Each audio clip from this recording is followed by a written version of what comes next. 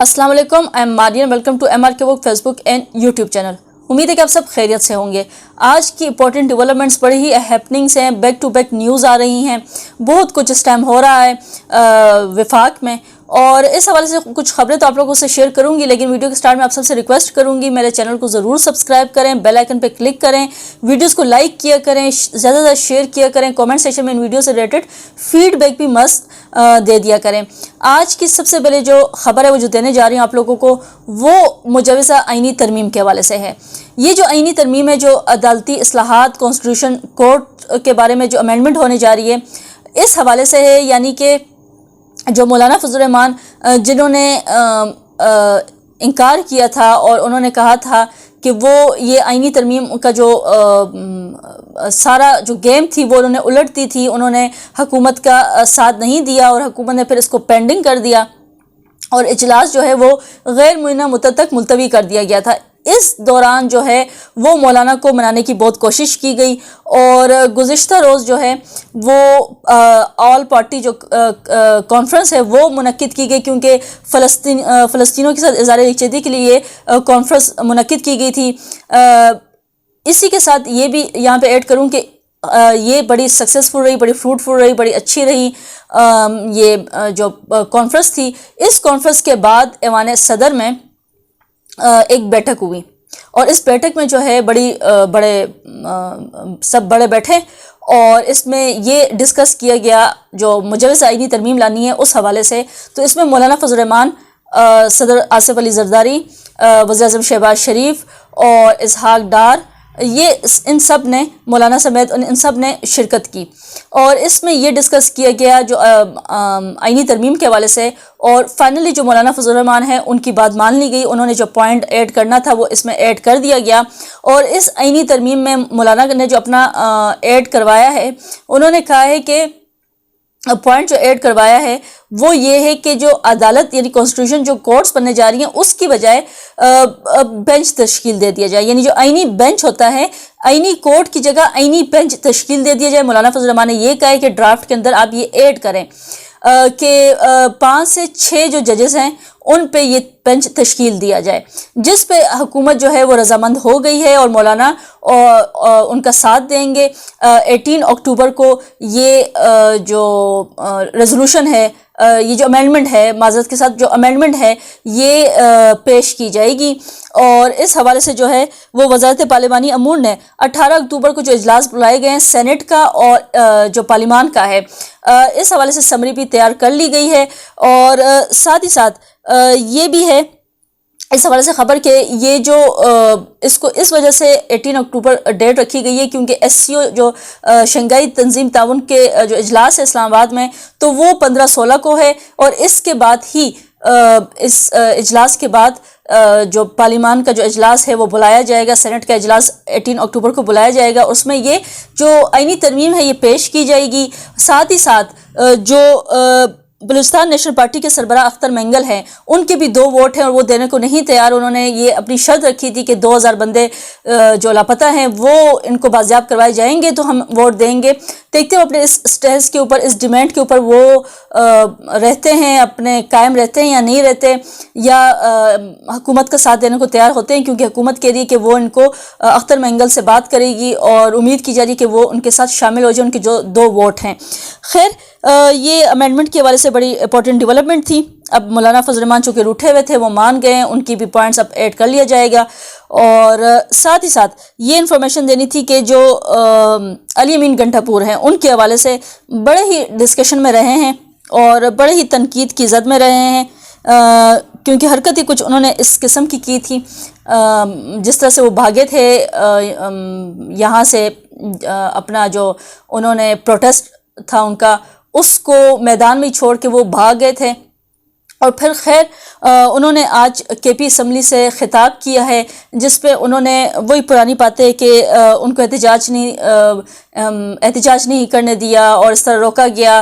फिर साथ ही साथ उन्होंने अपनी स्पाइडरमैन वाली जो स्टोरी है, जैसे पहाड़ों से वो उछलते हुए, और खैर वो सारी स्टोरी आप लोगों ने अब सुन ली होगी कि वो स्पाइडरमैन वाली स्टोरी क्या है गंडापुर साहब की। साथ ही साथ उन्होंने ये भी कहा गंडापुर ने कि अगर IG इस्लामाबाद को ना हटाया गया تو وہ اسلام آباد پہ دوبارہ سے دھاوا بول دیں گے. اور انہوں نے کہا کہ اسمبلی کے فلور سے یہ پیغام دے رہا ہوں کہ تیار ہو جاؤ، پھر ہم اسلام آباد آ رہے ہیں اور پھر ہم بگوڑا بن رہے ہیں اور پھر یہ عوام کو راستے میں بیچ چوراہے پہ چھوڑ کے بھاگ جائیں گے. اور اس بار اگر یہ آئے تو انہوں نے ڈیمو دیکھ لیا ہے علی امین کنڈاپور نے کہ ان کے ساتھ حکومت نے کیا کیا ہے اور کس طرح سے ان کو جو ہے وہ میدان چھوڑ کے بھاگنے میں مجبور کیا ہے. اور پھر اس کے بعد انہوں نے جو اسپائڈر مین کی سٹوری بنائی وہ بھی ان کو اچھی طرح سے پتہ ہے. اب دوبارہ آئے تو ان کو پتہ ہوگا کنڈاپور صاحب کو کہ اب ان کو جو سٹوری ہے وہ زکوٹا جن کی بنانی ہوگی، اور پھر وہ کہیں گے کہ میں کارپٹ کے اوپر ہواؤں سے اڑتا ہوا خیبر پختونخوا پہنچا. تو اب زکوٹا جن کی کہانی آنے لگی ہے. اگر وہ آئے تو مجھے تو امید یہی ہے کہ اب اسپائڈر مین کے بعد زکوٹا جن کی ہی نئی کہانی سامنے آئے گی. خیر، اس کے بعد یہ ڈیولپمنٹ ہے کہ یہ اسی سے ریلیٹڈ ہے، کیونکہ جب یہ اسلام آباد آئے تھے اس کے بعد کے پی ہاؤس میں جیسے انہوں نے کہا کہ وہ چھپ گئے تھے اور پھر کہاں کہاں چھپے وہ سب کچھ آپ کو بتا دیا تھا، سب آپ کے سامنے ہیں.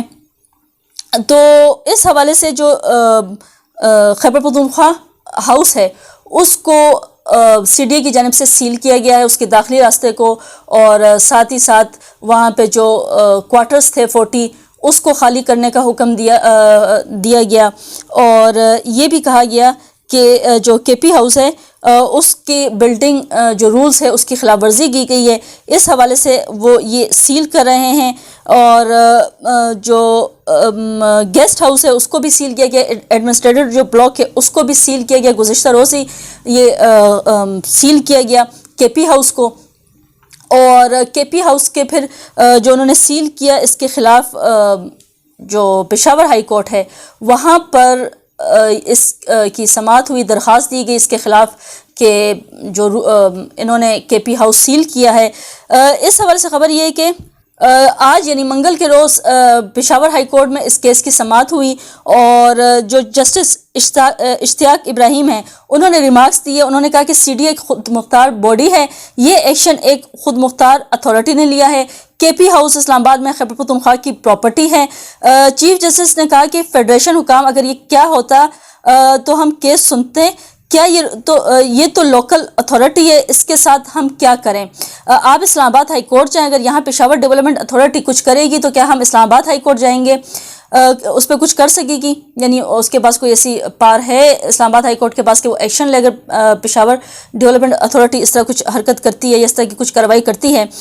چیف جسٹس اشتیاق ابراہیم نے کہا کہ ایک صوبے کا ہاؤس بند کرنا بالکل غلط ہے، لیکن یہ ہمارا دائرہ اختیار میں نہیں آتا. آپ درخواست واپس لیں، اسلام آباد ہائی کورٹ سے رجوع کریں.